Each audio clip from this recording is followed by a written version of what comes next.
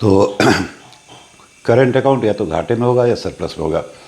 अब देखें दूसरा अकाउंट यानी कैपिटल अकाउंट। कैपिटल अकाउंट तो बुक से अगर आप पढ़ेंगे तो हो सकता है आपके समझ में नहीं है, क्योंकि आपने बजट बहुत अच्छे से पढ़ा है, तो इसलिए मैं बहुत सिंपल तरीके से समझा रहा हूँ। ठीक है, इसमें क्या होता है, देखो लेफ्ट साइड है यानी डॉलर आ रहा है, राइट साइड डॉलर जा रहा है, तो इसमें बिल्कुल सेम कंसेप्ट। ठीक है, left side increase in liability या दूसरा decrease in asset, decrease in asset, और इस तरफ ठीक उल्टा, ठीक है, डिक्रीज इन लायबिलिटी या दूसरा, ठीक है, इंक्रीज इन एसेट। ये बिल्कुल सेम है। यानी यहाँ पे लेफ्ट साइड में आप देखें कि जिन प्राप्तियों से या तो सरकार कह लो, ठीक है, कि दायित्व बढ़ जाए या संपत्तियों में कमी आ जाए, वो इधर आएगा, और आउटफ्लो में आएगा जिससे दायित्व में कमी हो जाए या संपत्तियों में वृद्धि हो जाए। ये बिल्कुल सेम कंसेप्ट है जो आपने वहाँ पढ़ा।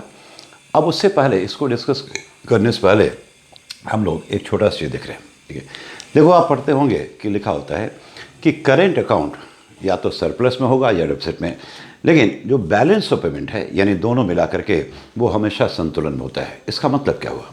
ठीक है, तो इसके लिए हम लोग बहुत सिंपल तरीके से एक एग्जांपल ले रहे हैं। मान के चलो भारत में 2 ही ट्रांजैक्शन हुआ, अभी एक्सटर्नल फ्रंट पे 2 ही ट्रांजैक्शन हुआ। ठीक है, तो हमारा जो है निर्यात है $100 का और आयात है $150 का, यानी और कोई ट्रांजैक्शन नहीं है। इसको अभी आप जीरो कर लें, इसको जीरो कर लें। ठीक है, तो आयात हमारा है $150 का और निर्यात कितना, $100 का। यानी आरबीआई के पास जो डॉलर आया वो $100, लेकिन आरबीआई ने डॉलर में कितना भुगतान किया, 150। तो ये बाकी $50 कहाँ से आया? ठीक है, तो ये $50 जो है हम लोग लोन लेते हैं। तो वर्ल्ड लेवल पे बहुत से ऑर्गेनाइजेशन हैं, जैसे आपने पढ़ा होगा वर्ल्ड बैंक और IMF। ठीक है, तो वर्ल्ड बैंक और IMF ये ब्रेटन वुड 1944 के दिन है, तो दोनों लोन देते हैं। ठीक है, लेकिन वर्ल्ड बैंक का जो लोन है हम यूज़ कर सकते हैं सिर्फ इंटरनल फ्रंट पे, यानी देश के भीतर मेनली इंफ्रास्ट्रक्चर को प्रमोट करने के लिए।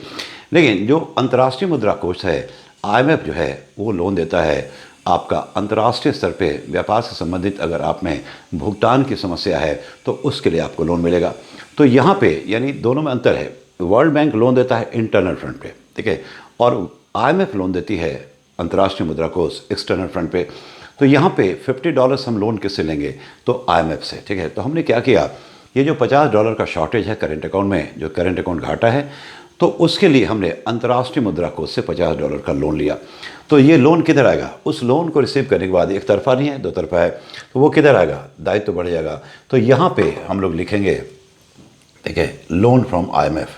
यहाँ क्या लिखेंगे, लोन हमने लिया किससे, तो लोन लिया IMF से, कितना, $50, और लोन लेकर के $50 हमने क्या किया, भुगतान कर दिया। मान के चलो इतना ही ट्रांजैक्शन है।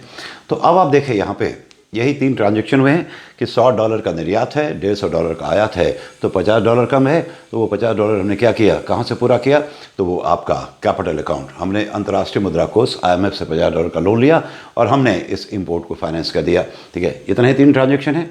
तो आप देखें BOP का दोनों साइड का मतलब जो लेफ्ट साइड का टोटल है और राइट साइड का जो टोटल है दोनों बराबर है। आप देख सकते हैं लेफ्ट साइड का टोटल कितना है, 100 + 50 यानी 150, और राइट साइड का टोटल कितना है, 150। तो बैलेंस ऑफ पेमेंट यानी दोनों, बैलेंस ऑफ पेमेंट के दोनों हिस्से हैं, चालू खाता और पूंजीगत खाता, करंट अकाउंट, कैपिटल अकाउंट, तो ये हमेशा संतुलन में रहते हैं। इसका मतलब कि लेफ्ट साइड और राइट साइड दोनों अकाउंट मिला के हमेशा बराबर रहेगा। आपके सामने है लेफ्ट साइड जो है टोटल इनफ्लो कितना है, डॉलर कितना है, 150, और राइट साइड कितना, 150। उसी तरह से अगर मान लो ये साइड कम हो, ठीक है, अगर मान लो ठीक हम उल्टा कर देते हैं, ठीक है, इसको हमने कितना कर दिया, इसको हमने जो है $150 कर दिया और आयात हमारा $100 है।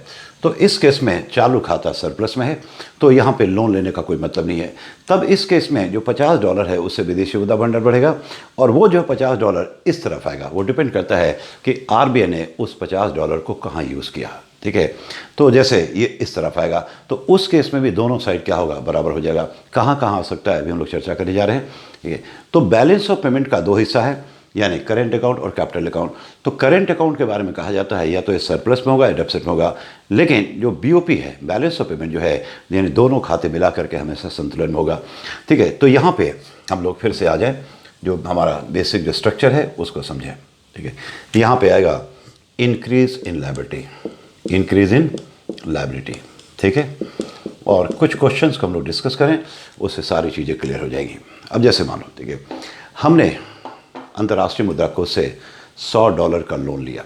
ठीक है, किधर आएगा, करंट में या कैपिटल में। तो पहले आप कैसे जाएंगे, स्टेप बाय स्टेप।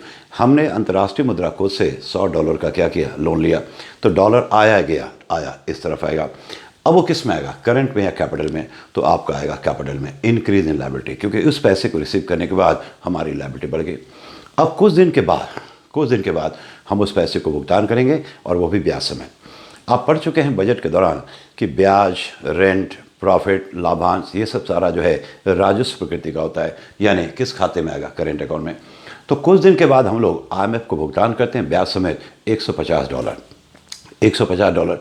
अब इस $150 का ब्रेकअप क्या है, तो मूल के तहत $100 है, वो इधर आ जाएगा, increase in liability, sorry decrease in liability. ठीक है, जो मूल वाला $100 है, तो प्रिंसिपल वाला $100 है, वो इधर आएगा, डिक्रीज इन लायबिलिटी।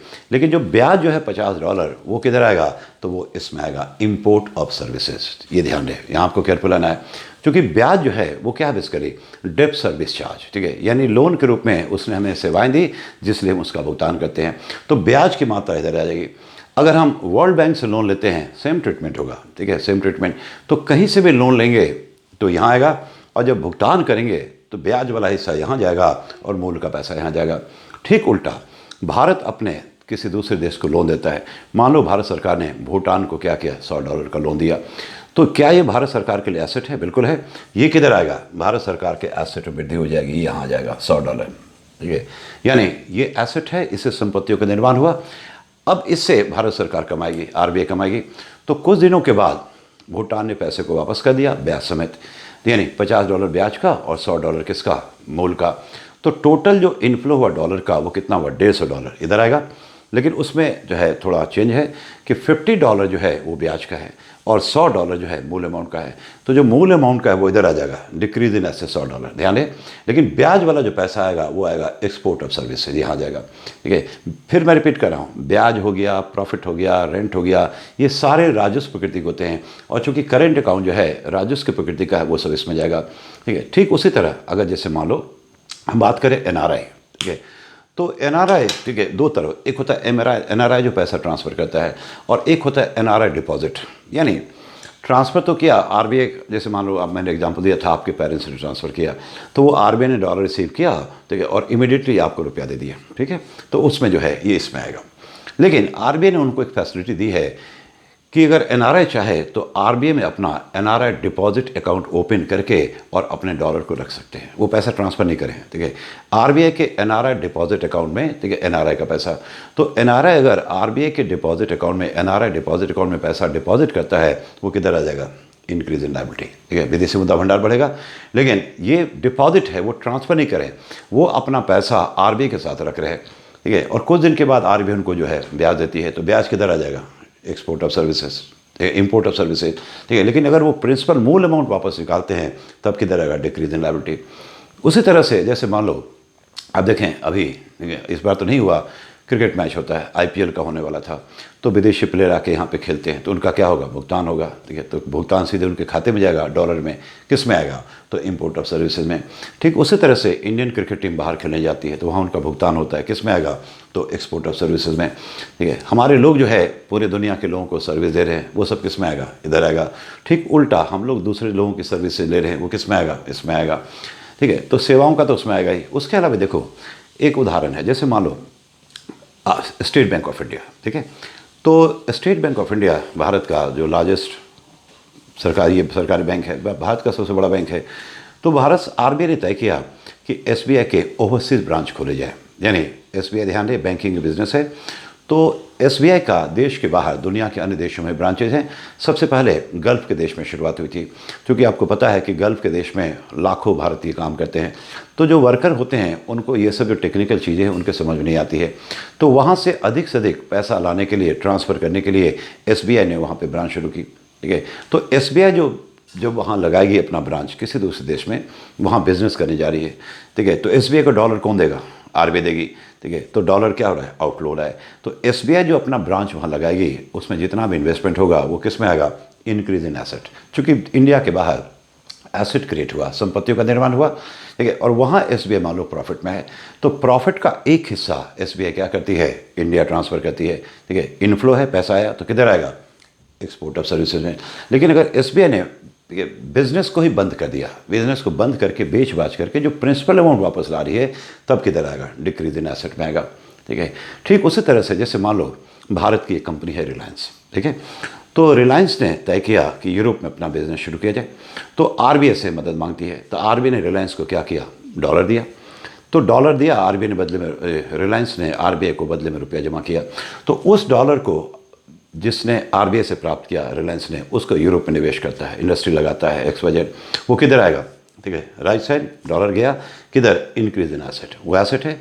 अब मान लो वहाँ रिलायंस ने ढेर सारा प्रॉफिट कमाया और प्रॉफिट का एक हिस्सा जो है वो भारत ट्रांसफ़र कर रहा है, किधर आएगा? एक्सपोर्ट ऑफ सर्विसेज में आएगा, ठीक है। लेकिन रिलायंस ने अगर अपना बिजनेस बंद कर दिया, अपना बिजनेस बंद कर दिया, ठीक है, और बंद करके बेच बाच करके जो मूल अमाउंट जब ला रही है तो किधर होगा? तो डिक्रीज इन लायबिलिटी एसेट में होगा, ठीक है। उसी तरह से FDI, foreign direct investment, Bharat सरकार ने 1991 में FDI की नीति को को अलाउ किया। उसके बाद आप देख सकते हैं विदेशी कंपनी भारत आके बिजनेस कर रहे हैं।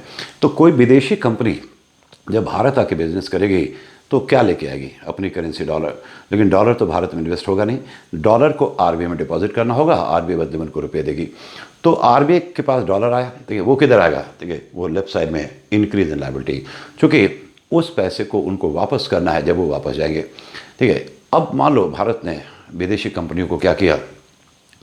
रुपया दे दिया और जो है रुपये लेके इंडिया में कारोबार कर रहे हैं, और भारत में उन्होंने ढेर सारा प्रॉफिट कमाया। तो प्रॉफिट में से पहले जो है सरकार को हिस्सा दिया टैक्स के रूप में, और टैक्स देने के बाद जो प्रॉफिट बचा है अब ये उनके ऊपर डिपेंड करता है कि उस प्रॉफिट को दोबारा इंडिया में रीइन्वेस्ट करें या देश से बाहर ले जाएं, अपने देश में ले जाएं। तो उन्होंने तय किया कि जो है प्रॉफिट का जो पार्ट है टैक्स देने के बाद उसको इंडिया के बाहर ले जाएंगे। तो फिर वो क्या करेंगे? ठीक है, रुपया तो जाने से रहा तो डॉलर में कन्वर्ट करेंगे, आरबीआई उनको डॉलर देगी, ठीक है। तो डॉलर का क्या हुआ? बाहर गया, यानी आउटफ्लो हुआ। तो वो प्रॉफिट का हिस्सा जो ले जाएंगे वो किस में आएगा? इंपोर्ट ऑफ सर्विस में। लेकिन अगर उन्होंने क्या कहा, ठीक है, बेचा, यानी कंपनी को बंद किया भारत में, और बंद करके जो मूल अमाउंट जो वापस ले जाते हैं, तब वो किस में आएगा? Decrease in liability. ठीक उसी तरह से भारत सरकार की नीति है फॉरेन पोर्टफोलियो इन्वेस्टमेंट, ठीक है, 1992 की, जिसमें विदेशी निवेशकों को भारत के शेयर बाजार में पैसे निवेश करने की अनुमति दी गई, यानी भारतीय कंपनियों में वो पैसे लगा सकते हैं। ये FDI से अलग है। FDI में क्या होता है? जो 1991 की फॉरेन डायरेक्ट इन्वेस्टमेंट, प्रत्यक्ष विदेशी निवेश, उसमें वो इंडिया आते हैं बिजनेस करने के लिए, ठीक है, और जब वो भारत आते हैं तो अपनी पूंजी को लेकर आते हैं, अपनी टेक्नोलॉजी को लेकर आते हैं, अपने एंटरप्रेन्योरशिप को लेकर आते हैं, और भारत में इन्वेस्टमेंट करते हैं, भारत में उत्पादन करते हैं, यहीं के लोगों के लिए रोजगार के अवसर क्रिएट होते हैं, यहीं पे, ठीक है, वस्तुओं को बना के बेचते हैं और प्रॉफिट कमाते हैं। लेकिन जो पोर्टफोलियो निवेशक होते हैं, जो हमारी नीति है 1992 की, ठीक है, FPI, फॉरेन पोर्टफोलियो इन्वेस्टमेंट, तो ये लोग जो है इंडिया में बिजनेस नहीं करते बल्कि भारतीय कंपनियों के शेयर को खरीद के पैसे लगाते हैं, ठीक है। तो यहाँ भी जब वो भारतीय कंपनी के शेयर को में खरीद के पैसे लगाते हैं तो पैसा आया, तो वो किधर आएगा? इधर आएगा, इंक्रीज इन लायबिलिटी। अब मान लो उन्होंने शेयर खरीदा और शेयर का भाव बढ़ गया, शेयर का भाव बढ़ गया, तो उन्होंने फिर क्या किया? बेच दिया, तो प्रॉफिट कमा लिया। तो अब जो है, ठीक है, बेच करके पैसा निकाल लिया। तो जैसे मान लो जब पोर्टफोलियो निवेशकों ने भारतीय शेयर बाजार में निवेश किया था $100, तो $100 किधर आएगा? Increase in liability. लेकिन जब शेयर बाजार ऊपर गया, उन्होंने बेचा तो $150 में बिका उनका, तो $150 वापस ले जा रहे हैं। तो इसका ब्रेकअप क्या होगा? $50 जो प्रॉफिट वाला है वो किस में आएगा? इंपोर्ट ऑफ सर्विसेज में। लेकिन जो मूल अमाउंट है $100 वो किस में आएगा? डिक्रीज इन लायबिलिटी में। उससे भारत सरकार का दायित्व कम हो गया, ठीक है। तो थोड़ा सा जब एग्जामिनेशन क्वेश्चन सॉल्व करेंगे तो कॉमन सेंस अप्लाई करेंगे, ठीक है। अब मेरा क्वेश्चन बहुत सिंपल है। भारत की जो कंपनी है रिलायंस, उसने बैंक ऑफ जापान से लोन लिया और यूरोप में निवेश किया। क्वेश्चन ध्यान से सुना, ठीक है। भारत की जो कंपनी है रिलायंस, उसने बैंक ऑफ जापान से लोन लिया और निवेश किया कहाँ? ठीक है, यूरोप में। तो ये भारत के BOP में किधर आएगा? ठीक है, तो कुछ लोग कहेंगे इधर आए, तो हकीकत है कि ये कहीं नहीं आएगा, ये भारत के BOP में आएगा ही नहीं।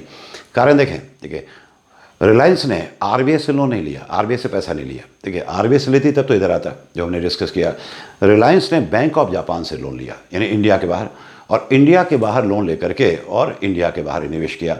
तो वो डॉलर न तो भारत में आया न गया, ठीक है। तो इसलिए आप ध्यान दें, अब रिलायंस जो है उस बिजनेस से प्रॉफिट कमाती है, और मान लो यूरोप में निवेश करके वहाँ प्रॉफिट कमाती है। प्रॉफिट का हिस्सा अगर वो भारत ट्रांसफ़र करती है तो किधर आएगा? Export of services. तो थोड़ा सा केयरफुली आपको काम करना है, ठीक है, और ढंग से पढ़ना है। मेरा सिंसियर रिक्वेस्ट है कि आप जो पढ़ते हो, ठीक है, कट एंड पेस्ट उससे दूर रहें, ठीक है। क्योंकि इन सब चीज़ों का लगता है कि जो क्वेश्चन सेट करते हैं उनको पूरी जानकारी है और वो वहाँ से क्वेश्चन पूछते हैं जहाँ आप नहीं पढ़ते हैं, ठीक है। तो ठीक है, ये सारी चीज़ें आपने पढ़ ली, ठीक है, इस पर आपको प्रैक्टिस करना है। लेकिन बहुत से कारण हैं जिसमें या तो डॉलर आता है या डॉलर जाता है, ठीक है। फिर से देखें, बहुत से कारण ऐसे हैं जिसमें डॉलर आता है या डॉलर जाता है, लेकिन उसमें बहुत मुश्किल होता है तय करना कि उसको हम करेंट अकाउंट में रखें या कैपिटल अकाउंट में। ये तो पता चल गया कि डॉलर आया या गया, ठीक है, लेकिन किधर? करेंट और कैपिटल। तो करेंट अकाउंट में आप उन्हीं सब चीज़ों को रखते हैं जो हमारे परफॉर्मेंस को बताता है, ठीक है, यानी जिसका हमारे परफॉर्मेंस से कोई लेना देना नहीं है वो करेंट में कभी नहीं आएगा, ठीक है, वो सिर्फ कैपिटल में आएगा। अब जैसे मैं उदाहरण ले रहा हूँ, आप देखते होंगे, ठीक है, डॉलर जो है मंदिरों में जो है डॉलर लोग चढ़ाते हैं, विदेशी आते हैं, $100 दे दिया। तो मंदिरों में जो चढ़ावा चढ़ता है, चाहे वो रुपया हो, सोना हो, वो तो चला जाता है ट्रस्ट में, लेकिन ये डॉलर जो है वो ट्रस्ट को नहीं जाता है। ये डॉलर क्या होगा? आरबीआई में जाएगा, ठीक है। तो आरबीआई का विदेशी मुद्रा भंडार क्या हो? बढ़ा। तो डॉलर का इनफ्लो हुआ। अब ये जो डॉलर है वो किधर आएगा? ठीक है, लेफ्ट साइड आएगा चूँकि डॉलर आया, लेकिन कहाँ पे आएगा? ठीक है, तो इसमें तो सवाल ही नहीं है, ठीक है। क्या उस डॉलर को रिसीव करने के बाद हमारी लायबिलिटी बढ़ गई? नहीं। क्या हमारे एसेट में कमी? नहीं, लेकिन आया तो जरूर, ठीक है। उसी तरह से आप देखें, पेपर पढ़ते होंगे कि एयरपोर्ट पे एक स्मगलर पकड़ा गया जिसके पास से विदेशी मुद्रा जब्त हुए। तो मान लो $5 लाख जब्त हुए। अब वो $5 लाख जो है किसको सबमिट कर दिया जाएगा? आरबीआई को चला जाएगा, ठीक है। वो स्मगलर को खैर आईपीसी में बंद होगा। तो ये जो $5 लाख जो स्मगलर से प्राप्त हुआ, तो वो जो है उससे क्या हुआ? डॉलर आया। तो किधर लिखोगे आप? किधर लिखोगे? करेंट में या कैपिटल में? देखिए ध्यान रखना, करेंट अकाउंट में कभी नहीं जाएगा, क्योंकि करेंट अकाउंट में जो है वही सब चीज़ें जाती है जो हमारे परफॉर्मेंस को बताता है। क्या एक्सपोर्ट ऑफ गुड्स में आएगा? नहीं। क्या एक्सपोर्ट ऑफ सर्विस में आएगा? नहीं। क्या ये एक तरफा ट्रांसफ़र है? नहीं, ठीक है। और चूंकि बेसिकली जो एक तरफा ट्रांसफ़र यूनिलैटरल, तो ये भी हमारे परफॉर्मेंस से जुड़ा हुआ है, ठीक है। क्यों? देखो, ठीक है, क्योंकि एक तरफा, जैसे मान लो एनआरआई से बहुत ज़्यादा पैसा मिलता है, ठीक है, लेकिन एनआरआई जो पैसा भारत में भेजते हैं वो तभी भेजेंगे जब उनका पैसा भारत में सेफ हो और साथ साथ भारत में क्या हो? आर्थिक स्थिति भारत की अच्छी हो। तो भारत की आर्थिक स्थिति जब अच्छी होती है तभी एनआरआई से पैसा आता है। अब देखिए 91 से पहले भी एनआरआई थे, लेकिन 90-91 में आपने देखा कि इकॉनमी कोलैप्स कर गई। तो ऐसा नहीं था कि उस दौरान एनआरआई नहीं थे, बिल्कुल थे, लेकिन वो पैसा कम भेजते थे, ठीक है, क्योंकि भारतीय अर्थव्यवस्था चौपट होने के कगार पे थी और उनको खतरा था कि उनका पैसा डूब सकता है। आप दूसरा उदाहरण ले लें, जैसे पाकिस्तान हमारा पड़ोसी देश है, तो गल्फ़ के देश में या पूरी दुनिया में पाकिस्तान के लोग भी क्या हैं? फैले हुए हैं, तो वो भी अच्छा कमा रहे हैं। लेकिन पाकिस्तान को अपने जो अप्रवासी लोग हैं उनसे जो मिलने वाला जो प्राप्ति है बहुत कम है, कि पाकिस्तान के जो लोग बाहर रहते हैं वो कमा तो रहे हैं लेकिन पैसे नहीं भेज रहे हैं, क्योंकि पाकिस्तान अभी जो है बैंकरप्सी के कगार पे पहुंच गया है, ठीक है, बैंकरप्सी के कगार पे, और कभी भी इकॉनमी कोलैप्स कर सकती है, इनफैक्ट कोलैप्स कर चुका है। तो वो कमा तो रहे हैं लेकिन नहीं बेचते। क्यों? क्योंकि पाकिस्तान की आर्थिक स्थिति अच्छी नहीं है, उन्हें लगता है कि उनके देश में उनका अपना पैसा सेफ नहीं है। तो कहीं ना कहीं जो एक तरफा है उसका जो है भी लिंक है हमारे परफॉर्मेंस से, ठीक है। तो ये जो है करेंट अकाउंट में तो कभी आप ना रखें। करेंट अकाउंट में सिर्फ वही चीज़ें आएंगी जिसका हमारे परफॉर्मेंस, वो भी एक्सटर्नल फ्रंट, उससे लेना देना है, ठीक है। तो ये कैपिटल अकाउंट में आएगा, लेकिन कहाँ आएगा? क्या इस पैसे को रिसीव करने के बाद $5 लाख, क्या हमारी लायबिलिटी बढ़ी नहीं? क्या हमारी संपत्ति में कमी हुई नहीं? लेकिन डॉलर तो आया। ठीक उसी तरह से और भी हैं जहाँ डॉलर जाता है। मैं उदाहरण दे रहा हूँ, ये करीब 20-21 साल पुरानी बात है, 1998 या 99 मैं बोल रहा हूँ। आपने पढ़ा होगा कि इंडियन एयरलाइंस का एक जो है विमान, ठीक है, अपहरण हुआ था और नेपाल से, काठमांडू से दिल्ली की तरफ आ रहा था, तो उसको लोग हाईजैक करके वो ले गए आपके अफ़गानिस्तान में, ठीक है। और बहुत सारे यात्री थे, उनके बदले उन्होंने आतंकवादियों की मांग की और आपको पता ही होगा अंत में 3 आतंकवादियों को छोड़ा गया। लेकिन शुरुआती दौर में जो रिपोर्ट आ रहा था, ठीक है, कि उनकी मांग थी भारत सरकार से $20 बिलियन। $20 बिलियन बहुत बड़ा अमाउंट था। ठीक है। बाद में रिपोर्ट आया उन्होंने पैसे की मांग छोड़ दी, लेकिन मान लो अगर वो मांग करते भी, ठीक है, तो भारत सरकार को देना पड़ता है।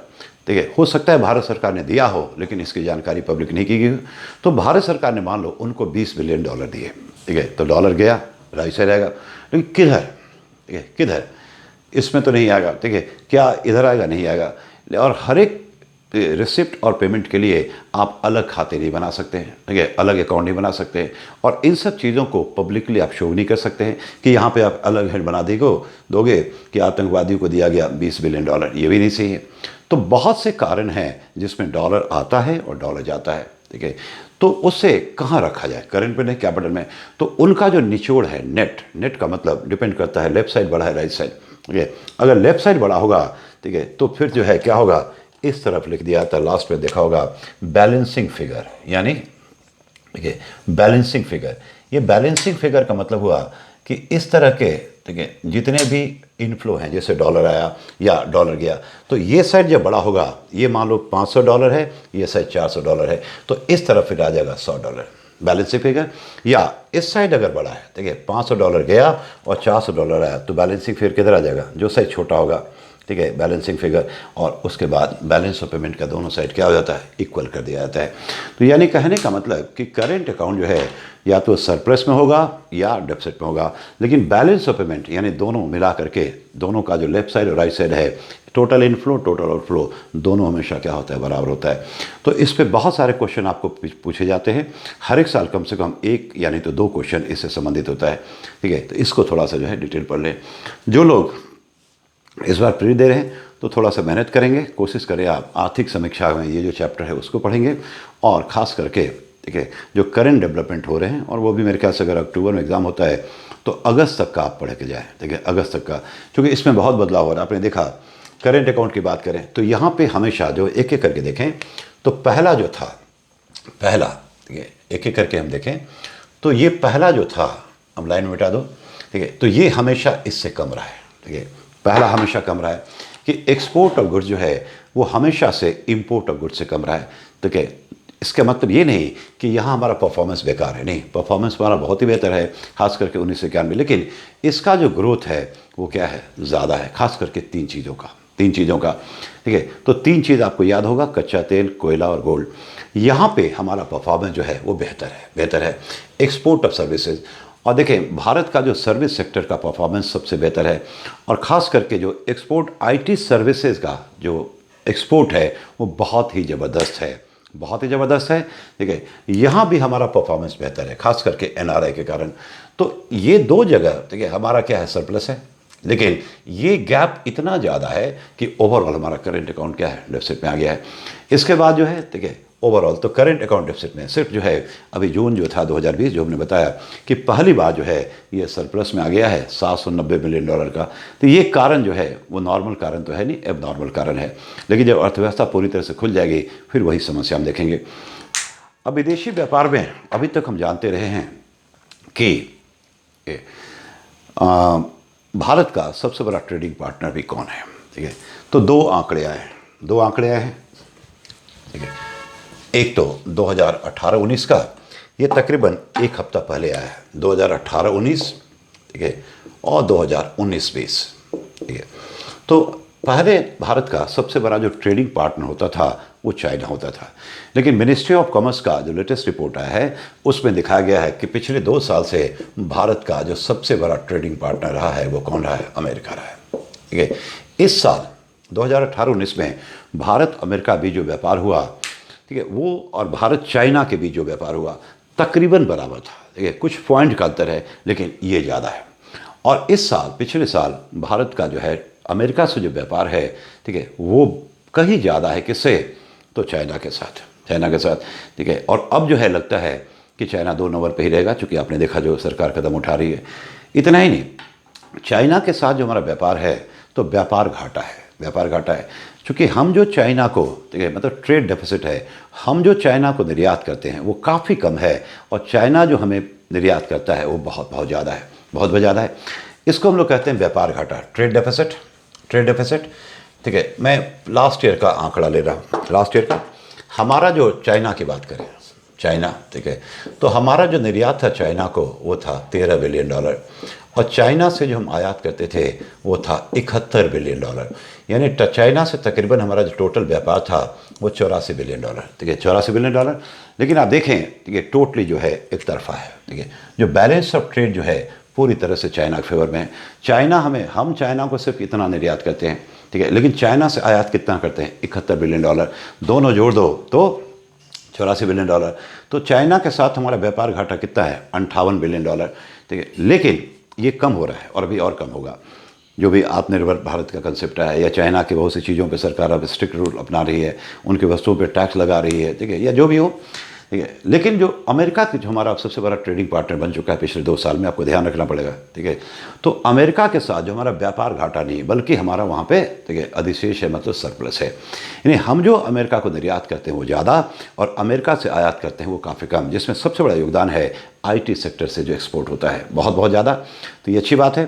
तो नंबर 1 पे, ठीक है, अभी अमेरिका है, नंबर 2 पे चाइना है, और नंबर 3 पे UAE है, ठीक है, यूनाइटेड अरब अमीरात। और एक समय UAE हमारा सबसे बड़ा ट्रेडिंग पार्टनर होता था चाइना से पहले, लेकिन उसके बाद जो है वैश्वीकरण का दौर आया और चाइनीज़ वस्तुएं सस्ती हैं, ठीक है, तो चाइना दुनिया की फैक्ट्री बन गई। चाइना के साथ निरंतर हमारा आयात क्या तो बढ़ता रहा, लेकिन उस अनुपात में हम निर्यात को नहीं बढ़ा सके। तो ये सब चीज़ें जो करंट हैं वो आपको पढ़ते रहना होगा और चीज़ों को अप टू डेट करें, एक तो आर्थिक समीक्षा से और दूसरा आपका जो है न्यूज़पेपर मैगजीन से, ठीक है। आई होप कि BOP से जितने भी क्वेश्चन होंगे अब इस एक बार समझ लें जो मैंने पढ़ा है उस तरीके से, और BOP पे बहुत सारे क्वेश्चन पूछे गए हैं, आप एक एक को सॉल्व करेंगे, ठीक है। और मुझे नहीं लगता है कहीं कोई दिक्कत होगी, क्योंकि बेसिक कंसेप्ट जो है इस BOP का वो बिल्कुल सेम है जो आपने बजट के दौरान पढ़ा था, ठीक है, राजस्व की प्रकृति का और पूंजीगत। तो आई होप कि, ठीक है, चीज़ें आपके समझ में अच्छी तरह आ गई होंगी।